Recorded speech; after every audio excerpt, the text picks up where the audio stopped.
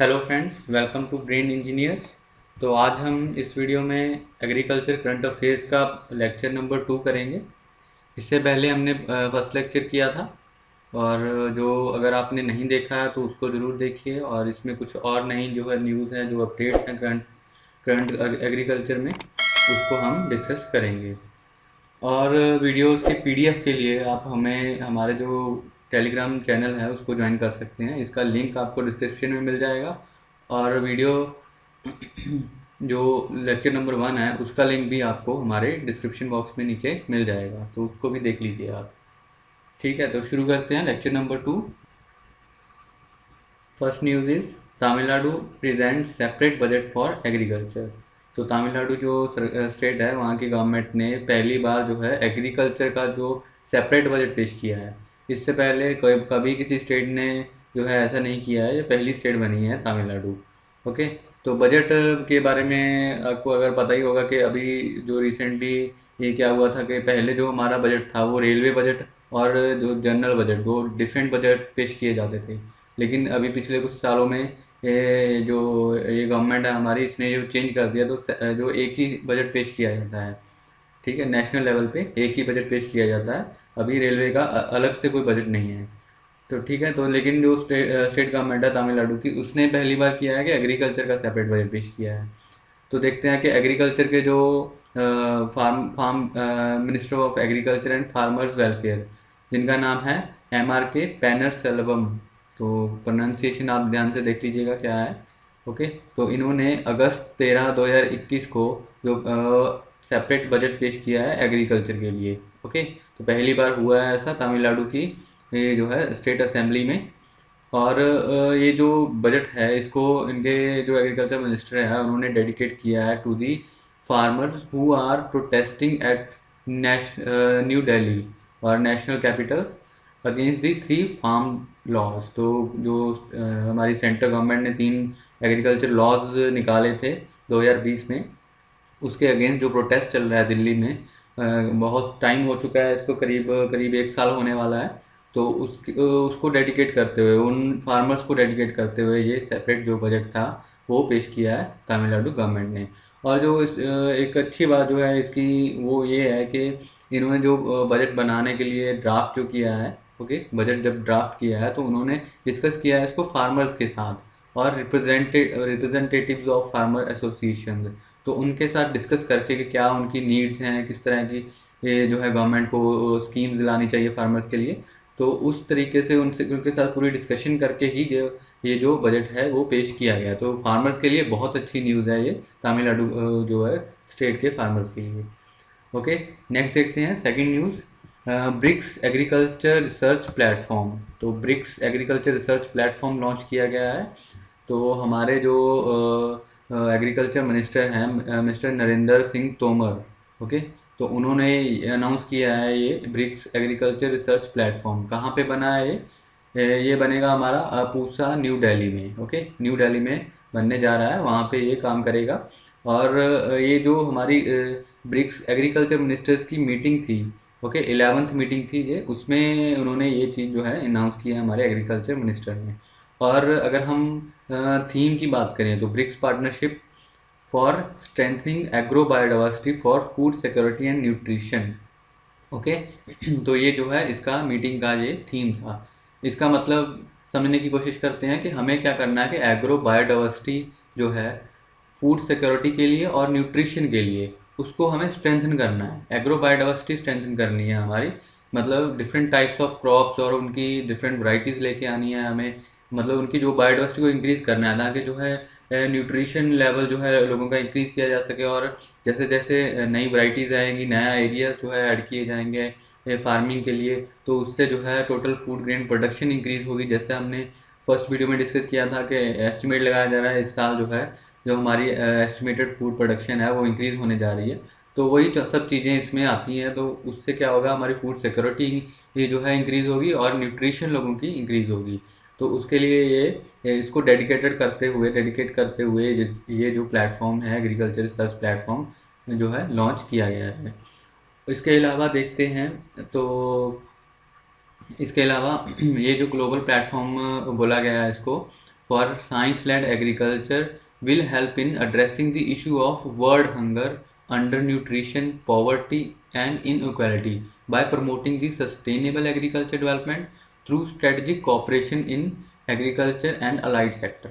तो इससे क्या होगा, इसका जो मेन जो फोकस है वो ये है कि हमें जो है एग्रीकल्चर कॉपरेशन करनी है ज़्यादा से ज़्यादा एग्रीकल्चर और अलाइड सेक्टर में, और एग्रीकल्चर की सस्टेनेबल डेवलपमेंट करनी है। सस्टेनेबल का मतलब ये होता है कि हमें जो है रिसोर्सेज को कम से कम यूज़ करना है, कम से कम डिप्लीट करना है और ज़्यादा से ज़्यादा जो है उसका जो फ़ायदा लेना है। ओके, तो उससे क्या होगा कि जब हम इस तरह से जो चलेंगे तो हम जो है वर्ल्ड हंगर जो है, भूखमरी है, उसको कम कर पाएंगे, अंडर न्यूट्रिशन है उसको जो है मैनेज कर पाएंगे, और पॉवर्टी को कम कर पाएंगे, और इनइक्वालिटी को कम कर पाएंगे। क्योंकि इससे क्या होता है, जैसे जैसे फूड सिक्योरिटी बढ़ती है, लोगों के पास जो पैसा भी आता है, ओके, तो उससे जो है इनइक्वालिटी भी कम होती है, पॉवर्टी भी कम होती है।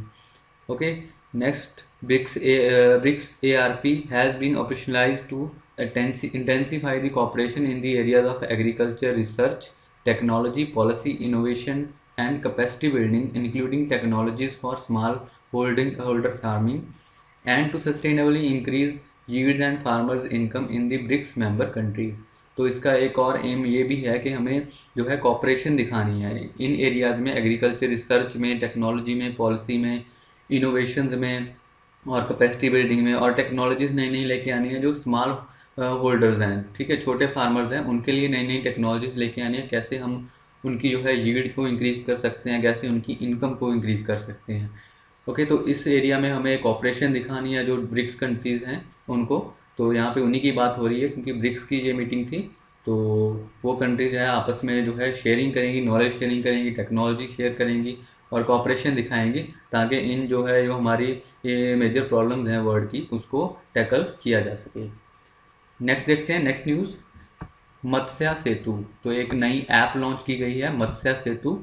मत्स्या जो है वर्ड का मतलब ही है जो फिश फार्मिंग से रिलेटेड, ओके, फिश फार्मिंग। और किसने लॉन्च किया है ये? Ministry of fisheries, animal husbandry and dairy. Okay, तो इन्होंने लॉन्च किया है, ये वाली मिनिस्ट्री का नाम जरूर याद रखिएगा, ministry of fisheries, animal husbandry and dairying. तो डायरेक्ट क्वेश्चन आपसे पूछा जा सकता है कि मत्स्य सेतु ऐप जो है किस मिनिस्ट्री ने लॉन्च किया है। ओके, ये जो मिनिस्ट्री है इसने इसको लॉन्च किया है, लेकिन डेवलप किसने किया है ये अलग से क्वेश्चन बन सकता है आपके लिए। तो डेवलपमेंट इसकी की है, दैट इज़ ICR के अंडर इंस्टीट्यूट है हमारा, central institute of fresh water aquaculture. तो ICR, Indian council of agriculture research जो है उसके अंडर है central institute of fresh water aquaculture and national fisheries development board. तो NFDB और हमारा central institute of fresh water aquaculture, इन दोनों ने मिलकर जो है डेवलप किया है मत्स्या सेतु ऐप। और इसके एम की बात करें तो मेन एम इसका है is to disseminate the latest fresh water aquaculture techniques और technologies to the aqua farmers for of the country, thus increasing the productivity and income. तो नई नई जो भी टेक्नोलॉजी है, इंफॉर्मेशन है, वो प्रोवाइड करनी है हमारे एक्वाकल्चर फार्मर्स को, ताकि जो है उनकी प्रोडक्टिविटी इंक्रीज हो सके और पूरी ओवरऑल इनकम उनकी इंक्रीज हो सके। Okay, it has a focus on grow out culture of commercially important fishes. तो कौन कौन सी फिशेज इसके इंक्लूड की गई है? That is carp fish, cat fish, scampi, morel, ornamental fish and pearl fish farming. तो ये सब चीज़ें जो है इसमें इंक्लूड की गई। It can be used to disseminate the latest information on different schemes among the stakeholders, especially fish farmers, youth and entrepreneurs across the country and facilitate ease of doing business। तो जो भी information, latest information होगी वो हमें provide करनी है हमारे fish farmers को। तो इसके अलावा फिशर्स को, जो मछुआरे होते हैं हमारे, उनको जो है लेटेस्ट इन्फॉर्मेशन प्रोवाइड करनी है। यूथ और एंटरप्रेन्योर्स जो इस बिजनेस में, इस इंडस्ट्री में आना चाहते हैं, उनको भी जो है लेटेस्ट इन्फॉर्मेशन हमें प्रोवाइड करनी है इस ऐप के थ्रू, ताकि जो है ईज़ ऑफ डूइंग बिजनेस हो पाए। ओके, तो जो उनका बिजनेस जो है वो आराम से चल सके, उनको जो है जो भी मार्केट रिलेटेड इन्फॉर्मेशन है और जो कल्चर रिलेटेड इन्फॉर्मेशन है इसके, वो सब जो है आसानी से मिल सके। तो ये भी इम्पॉर्टेंट क्वेश्चन हो सकता है आपके एग्ज़ाम में। नेक्स्ट देखते हैं हमारी next news, next one is fruits portal. एक नया पोर्टल लॉन्च किया गया है, फ्रूट्स पोर्टल जिसको नाम दिया गया है। तो किसने लॉन्च किया है ये? दैट इज कर्नाटका विकास ग्रामीण bank partner with government of Karnataka. तो कर्नाटका विकास ग्रामीण बैंक ने गवर्नमेंट ऑफ कर्नाटका के साथ मिलके ये फ्रूट्स पोर्टल लॉन्च किया है। अगर फ्रूट्स पोर्टल की हम फुल फॉर्म की बात करें, that is farmer registration and unified beneficiary information system.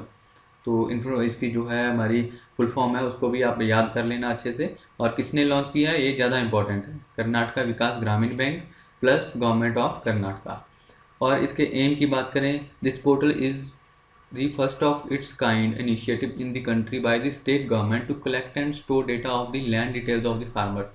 तो इसको सीधे से समझे हम तो क्या होगा कि इसमें जो भी फार्मर्स हैं उस गवर्नमेंट जो कर्नाटका स्टेट के, तो वहाँ के जो टोटल फार्मर्स हैं उनके जो लैंड डिटेल्स हैं वो जो है इस पोर्टल पे प्रोवाइड कर दी जाएंगी।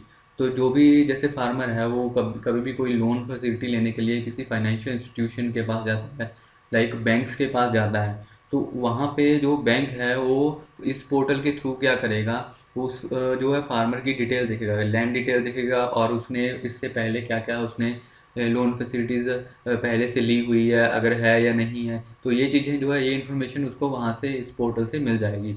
तो उसको कहीं और से वो देखना नहीं पड़ेगा, तो आसानी से अगर एलिजिबल है वो फार्मर तो आसानी से जो है वो हमारा जो बैंक है और फाइनेंशियल इंस्टीट्यूशन है वो उसको लोन प्रोवाइड कर देगा। तो अच्छा एक एक इनिशिएटिव बोल सकते हैं इसको, जो हमारे लेंडिंग प्रोसेस है हमारा बैंक्स का और फाइनेंशियल इंस्टीट्यूशन का, उसको फास्ट करने के लिए।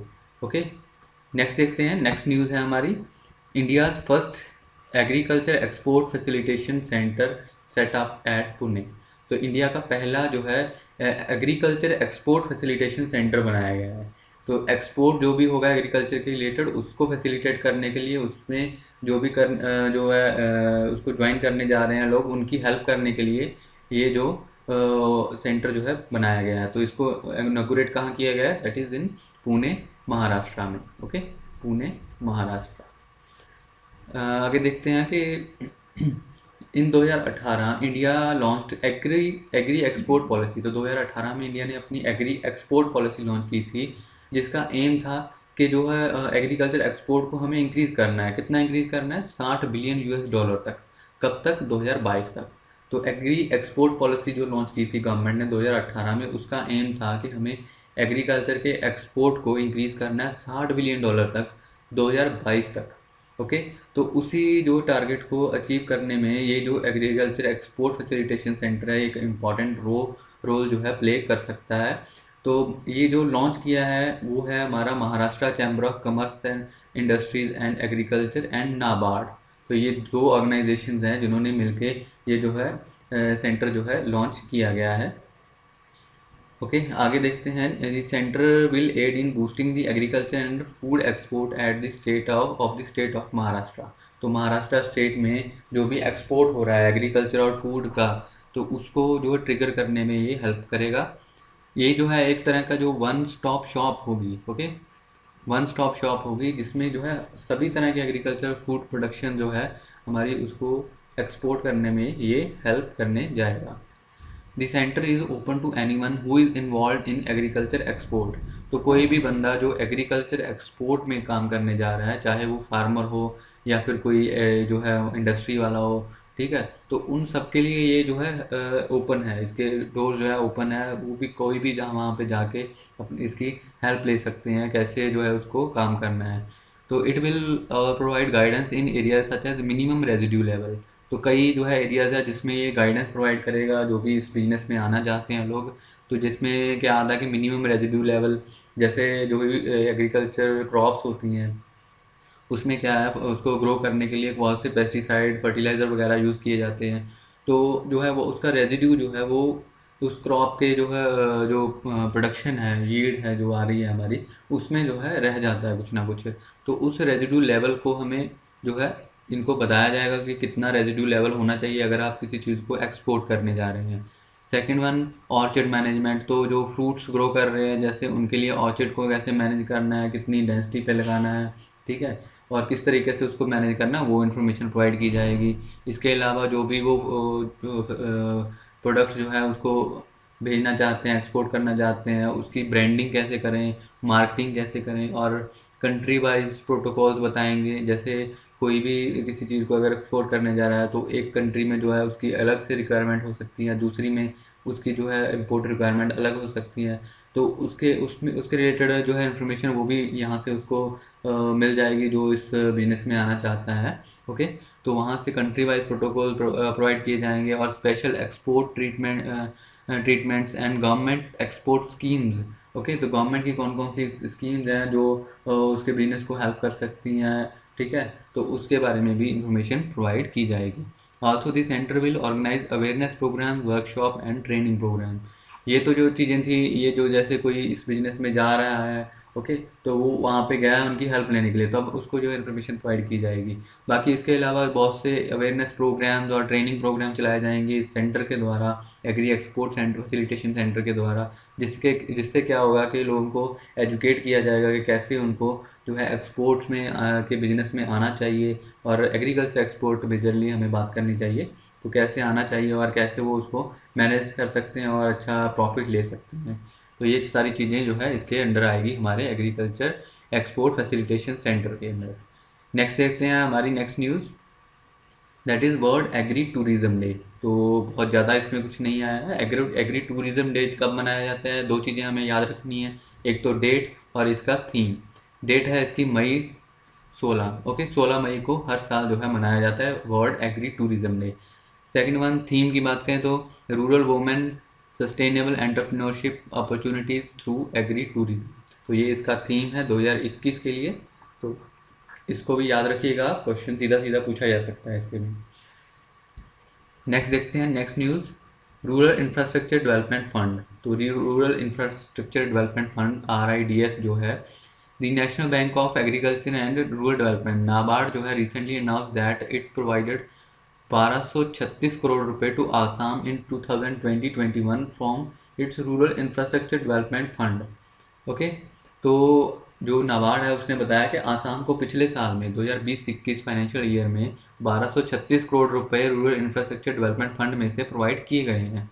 तो यही जो है एक न्यूज़ थी, लेकिन अभी यहाँ पे न्यूज़ में आ गया है हमारा RIDF, तो उसके बारे में हमें कुछ देखना होगा थोड़ा बहुत।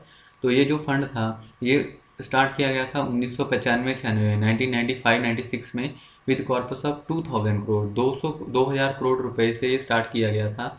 लेकिन आज 2020-21 में इसमें 29,848 करोड़ रुपए और ऐड किए गए हैं, और टोटल इसका कॉर्पस है जो पहुंच गया है 3,78,022 करोड़ रुपए। टोटल जो है RIDF जो इस समय है वो 3,78,022 करोड़ रुपए है। तो नोट्स में इसको आप सही कर लीजिएगा, यहाँ पे 1850 करोड़ रुपए लिखा गया था, इसको सही कर लेना, ठीक है, 3,78,022 करोड़ रुपए है यहाँ पे। तो इसके अलावा देखें तो fund shall be use for 37 eligible activities. तो 37 एलिजिबल एक्टिविटीज़ बताई है गवर्नमेंट के तरफ से, जहाँ पे जो है रूरल इंफ्रास्ट्रक्चर डेवलपमेंट फंड को यूज़ किया जा सकता है। ओके, तो इन जो है कैटेगरीज हैं 37 कैटेगरीज हैं, उनको आगे 3 ब्रॉड कैटेगरीज में डिवाइड किया गया है, दैट इज़ सोशल सेक्टर में, एग्रीकल्चर एंड रिलेटेड सेक्टर में, और रूरल कनेक्टिविटी सेक्टर में। ओके, तो 3 ही मेजर चीज़ें आती हैं जो हमारे रूरल एरियाज़ में आता है, कि एक तो हमारा रूरल कनेक्टिविटी कैसे होनी चाहिए। ओके, रूरल कनेक्टिविटी अच्छी होगी तो उससे क्या है, फार्मर्स को ट्रांसपोर्टेशन में अच्छा आसानी रहेगी, जो भी प्रोडक्शन हो रही है वहाँ पे। और वहाँ पे सोशल सेक्टर अच्छा होना चाहिए ताकि उनके लिविंग स्टैंडर्ड इंक्रीज़ हो सके। और एग्रीकल्चर और रिलेटेड सेक्टर तो इंक्रीज़ होना ही चाहिए ताकि इकोनॉमिक जो है डेवलपमेंट हो सके फार्मर्स की और रूरल सोसाइटी की। तो ये सब चीज़ें जो है जो रूरल एरिया है उसको हमें जो है डेवलप करने में हेल्प करेगी। तो इसीलिए ये जो मेजर जो 3 जो है कैटेगरीज जो है बताई गई हैं। आगे जो 37 कैटेगरीज हैं उनको भी हमने टेबल की फॉर्म में यहाँ पे आपको प्रोवाइड कर दिया, एक बार रीडिंग ले लीजिएगा। ओके, तो किस किस एरियाज़ में जो है RIDF को यूज़ किया जा सकता है उसके लिए आप बस एक बार रीडिंग ले लेना है, इसमें ज़्यादा कुछ नहीं है। आगे देखते हैं next news.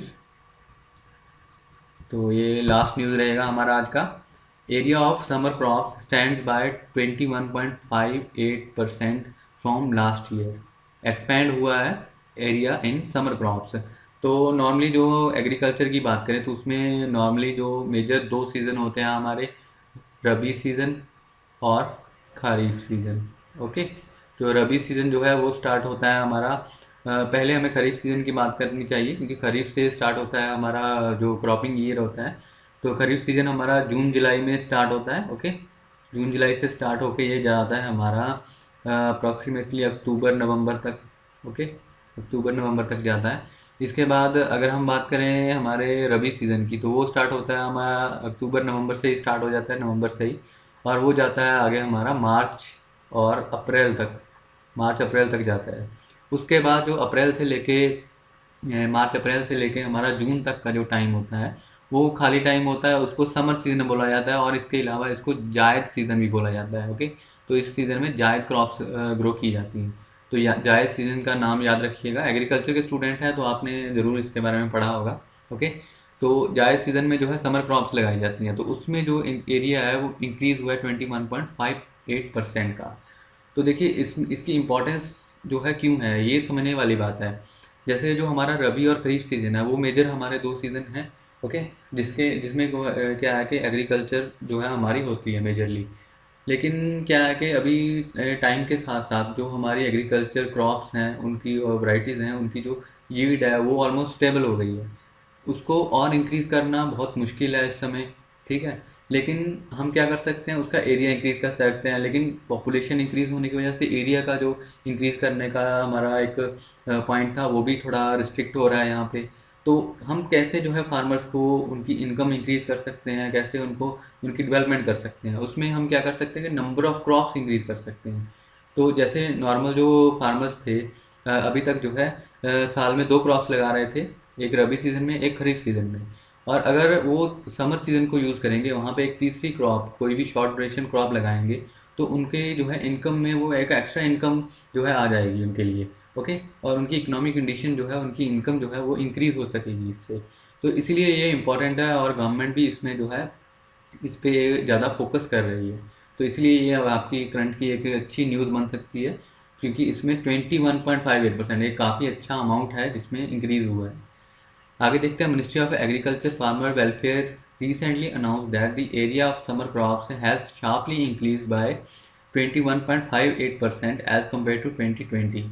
The increase has almost doubled. तो almost double हो गया है इंक्रीज जो है इसमें 2020 में 20 से जो इस साल जो है 21.21% के करीब जो है इंक्रीज देखा गया है। Area under summer crop has increase from 12.75 hectare इन 2021, मतलब जो 2020 में 6.45 हेक्टेयर एरिया था जो समर क्रॉप में था वो अभी इंक्रीज़ होके 12.75 हेक्टेयर हो गया है। ओके, ये इतना ज़्यादा वो जो है इसमें इंक्रीज़ देखा गया है। तो मेजरली अगर इंक्रीज़ की बात करें तो वो हुआ है हमारे कुछ स्टेट्स में जैसे मध्य प्रदेश, तमिलनाडु, उड़ीसा, कर्नाटका, झारखंड, वेस्ट बंगाल और गुजरात। ओके, तो इन स्टेट्स में ज़्यादातर जो हमारा सेंट्रल इंडिया है और कुछ स्टेट्स जैसे कर्नाटका साउथ इंडिया की है, बाकी सेंट्रल इंडिया की और वेस्टर्न इंडिया की स्टेट्स जो है वहाँ पे इंक्रीज देखा गया है ये। The government of India has been promoting the summer crops mainly to increase the pulse production in the country. तो मेन जो है फोकस जो गवर्नमेंट का है वो पल्स प्रोडक्शन के लिए है कि जो इस सीज़न में, क्योंकि पल्स क्रॉप जो है हमारी जैसे मूंग होगी, मूंग क्रॉप है हमारी, है ना, मैश है, लेंटिल है, तो ये पल्स क्रॉप हैं जिनकी जो ड्यूरेशन है वो भी थोड़ी कम है, तो इसलिए इनको जो है इस सीज़न में जो फिट किया जा सकता है आसानी से। तो गवर्नमेंट और बाकी न्यूट्रिशनल रिक्वायरमेंट तो अलग से है ही जो पल्सेस की है, इसलिए गवर्नमेंट का फोकस भी पल्सेस के ऊपर ज़्यादा है कि पल्सेस क्रॉप को जो है समर क्रॉप्स की तरह हमें यूज़ करना चाहिए और फार्मर्स के लिए ये एक बेनिफिट प्रोवाइड करना चाहिए। आगे हम देखते हैं जैसे जो इंक्रीज़ की बात की गई है, जैसे राइस कल्टीवेशन में इंक्रीज़ हुआ है 15.59% का, और इसके अलावा पल्सेस में इंक्रीज़ हुआ है 97.58%। ओके, ये बहुत इंपॉर्टेंट रहेगा आपके लिए क्योंकि 97.58% इंक्रीज़ हुआ है और गवर्नमेंट का फोकस भी इसी पे था। तो एक अच्छा जो है जो फोकस था उसको एक अच्छा बेनिफिट मिला है। ओके, आगे देखते हैं ऑयल सीड के लिए 15.66% इंक्रीज़ हुआ है और कोर्स ग्रेन है उसमें भी इंक्रीज़ हुआ है 0.93%, थोड़ा सा इंक्रीज़ हुआ है इसमें भी कोर्स ग्रेन में। इसके अलावा वाटर स्टोरेज की बात करें तो वाटर स्टोरेज में भी इंक्रीज़ हुआ है जैसे दो जो हमारे 130 की रेजर्वायर्स हैं, वाटर रेजर्वायर्स हैं, उसमें जो है ऑलमोस्ट 20% का जो इंक्रीज देखा गया है। ओके, पिछले 10 साल में से ये एवरेज जो है पिछले 10 साल का, उसमें 20% इंक्रीज देखा गया है। तो इसका इंक्रीज होने का हमें फ़ायदा क्या है कि हम ये जो वाटर है इसको हम इरिगेशन के लिए अच्छे से यूज़ कर सकते हैं। इरिगेशन में यूज़ होगा तो हमारे बहुत सारे एरिया जो जहाँ पे ड्रॉट एरिया है हमारा, जहाँ पे इरिगेशन फैसिलिटी इतनी नहीं है, अच्छे से नहीं है, और क्रॉपिंग जो है वहाँ पे कम हो रही है, फार्मिंग कम हो रही है, उस एरिया में भी हम अभी प्रोडक्शन कर सकते हैं। ओके, तो ये इसकी इम्पोर्टेंस है। तो ये था हमारा आज का total total video. Okay, video जो है मैं 8-10 न्यूज़ इसमें कवर की है जो कि आपके एग्ज़ाम के लिए बहुत इंपॉर्टेंट हो सकती हैं। वीडियो अच्छा लगा तो वीडियो को लाइक कीजिएगा, शेयर कीजिए, और हमारे चैनल को ज़रूर सब्सक्राइब कर लीजिए, और टेलीग्राम चैनल को ज्वाइन कर लीजिए, वहाँ पे आपको इसका PDF प्रोवाइड कर दिया जाएगा। तो मिलेंगे नेक्स्ट वीडियो में, तब तक के लिए बाय।